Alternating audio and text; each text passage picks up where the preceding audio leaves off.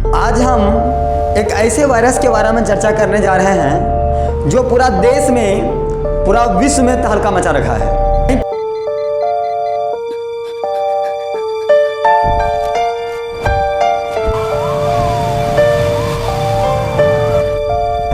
Corona का भाई तो नहीं आ गया, तो इससे पहले हम लोग कोरोना के बारे में सुने थे।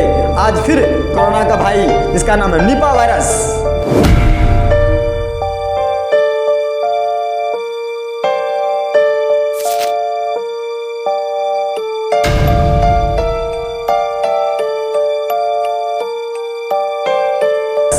निपा वायरस एक ऐसा वायरस है जो इंसान के सीधा दिमाग और शरीर पर हमला करता है, जिसने दुनिया के तमाम डॉक्टर्स और वैज्ञानिकों को चिंता में डाल दिया है।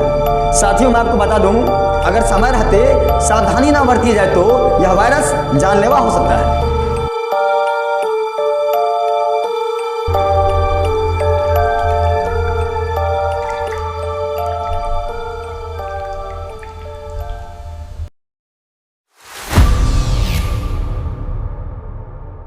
जय हिंद साथियों, आज हम एक ऐसे वायरस के बारे में चर्चा करने जा रहे हैं जो पूरा देश में, पूरा विश्व में तहलका मचा रखा है।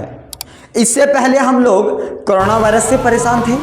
आज हम जानेंगे इन सभी वायरस के बारे में कि आखिर ये वायरस क्या है, कहाँ से आया है, क्या इसका प्रकोप है, क्या आदमी पर हमला कर रहा है, किसका भाई है और किसका बहन है, कि कहीं कोरोना का भाई तो नहीं आ गया। तो इससे पहले हम लोग कोरोना के बारे में सुने थे। आज फिर कोरोना का भाई, जिसका नाम है निपा वायरस।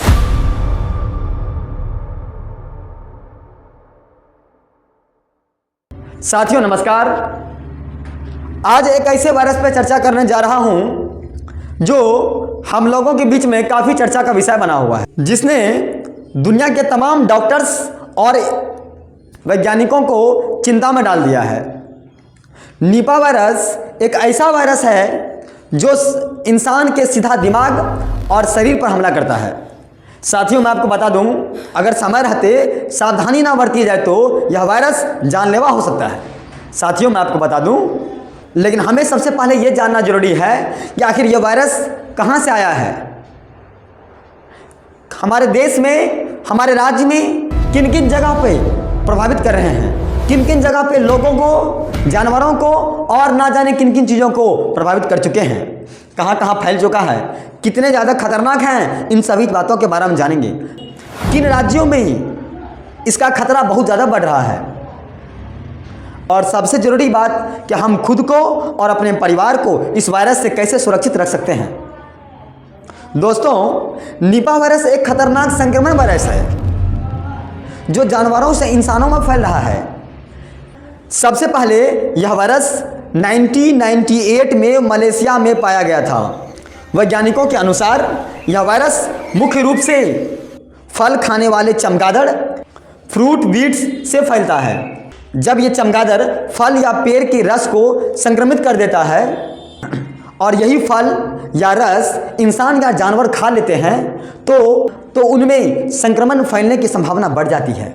साथियों, कई मामलों में यह वायरस सुअर जैसे जानवरों के माध्यम से भी इंसानों तक पहुंच सकता है। तो सबसे पहले ये जानिए कि आखिर ये वायरस भारत में और हमारे विश्व में कहां कहां फैल चुके हैं।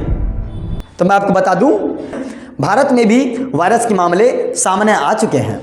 सबसे ज़्यादा मामले केरल राज्य में देखा गया है। इसके अलावा पश्चिम बंगाल और असम जैसे राज्य में भी पहले कुछ मामले सामने आए थे। स्वास्थ्य विशेषज्ञों का मानना है कि जहां घने जंगल, चमगादड़ों की अधिक संख्या हो और फलों के बागान हैं, वहां इसका खतरा ज़्यादा हो सकता है। तो आइए हम लोग जानते हैं आखिर इस वायरस ने इंसान के ऊपर किस प्रकार अटैक किया है और कैसे इंसानों के लिए खतरा का संभावना बढ़ते जा रहा है। आइए हम लोग जानते हैं। तो मैं आपको बता दूं, इंसान पर इस वायरस का क्या असर है। अब सवाल है, अगर किसी व्यक्ति को निपा वायरस हो जाता है तो वह क्या करे।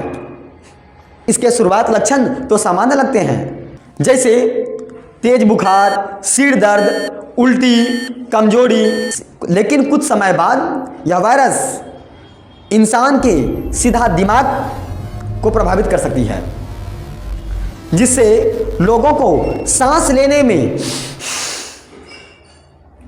परेशानियां हो सकती है, मानसिक भ्रम हो सकता है, बेहोश हो सकते हैं, गंभीर स्थिति में इंसान की मौत भी हो सकती है।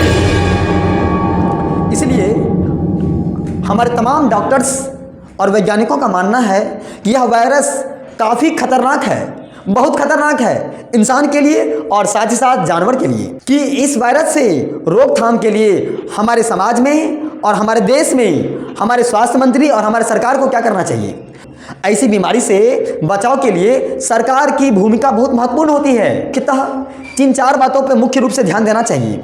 सबसे पहले मैं आपको बता दूं, सरकार को पहला बात कि संक्रमित क्षेत्रों में तुरंत मेडिकल जांच की टेस्टिंग कराया जाए। पॉइंट नंबर 2 कि सरकार को अस्पताल में आइसोलेशन वार्ड तैयार करना चाहिए और सरकार को लोगों को जागरूक करने के लिए स्वास्थ्य अभियान चलाएं। साथ ही साथ जंगल और जानवरों से जुड़ी क्षेत्रों की निगरानी बढ़ाएं, उस पर विशेष रूप से ध्यान रखें कि कहीं लोग इससे इन्फेक्ट नहीं हो जाए, कहीं लोग वहाँ न चले जाएं, ना कि वहाँ के जानवर लोगों तक पहुँच जाएं।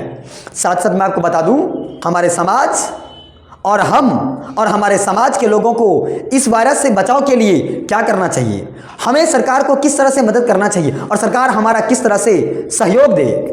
कि समाज और आम लोगों को यह याद रखना चाहिए, समाज और आम लोगों को क्या करना चाहिए और क्या नहीं करना चाहिए। सबसे पहले हमें यह जानना चाहिए कि हमारे लिए और हमारे समाज के लिए क्या हमारा मूल कर्तव्य है, कि इस वायरस से हम कैसे बच सकते हैं। तो मैं आपको बता दूं, इस वायरस से बचाव के लिए सिर्फ सरकार की ही जिम्मेदारी नहीं है, साथ ही साथ हमारा भी कुछ जिम्मेदारियां हैं। तो हम क्या करें, इस वायरस से बचाव के लिए सिर्फ सरकार की ही नहीं, साथ ही साथ हमारा भी एक महत्वपूर्ण जिम्मेदारियां हैं, जिससे हम इस वायरस से बच सके। इसके लिए हम क्या करें कि इसके लिए हमें कुछ बातों पर विशेष ध्यान देना चाहिए। जैसे आधे खाए हुए फल या जमीन पे गिरे हुए फल को ना खाएं। साथ ही साथ और फल खाने से पहले फल को अच्छी तरह से गर्म पानी में धो लिया जाए, कि धोने से उनके सारे जितने भी फल के ऊपर में जो भी वायरस होगा वो वायरस का प्रकोप खत्म हो जाएगा और हम फल खा करके हम अपने आप को स्वस्थ महसूस कर पाएंगे। साथ ही साथ हमें बीमार जानवरों से काफ़ी दूरी बनाए रखना चाहिए, ताकि हम बीमार जानवर तक ना पहुंच सके और जानवर हम तक ना पहुंच सके, जिससे हम सुरक्षित रह सकते हैं।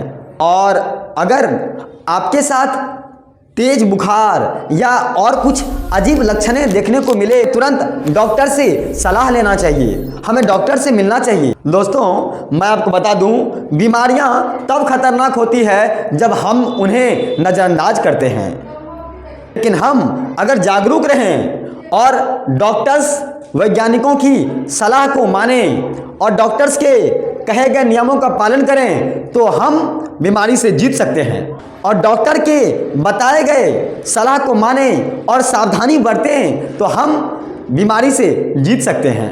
हम बीमार नहीं होंगे, हम स्वस्थ रह सकते हैं और स्वस्थ समाज का निर्माण कर सकते हैं। और डॉक्टर्स और वैज्ञानिकों के जानकारी को माने, उनके कहे गए नियमों का पालन करें, तो हम किसी भी वायरस से जीत सकते हैं।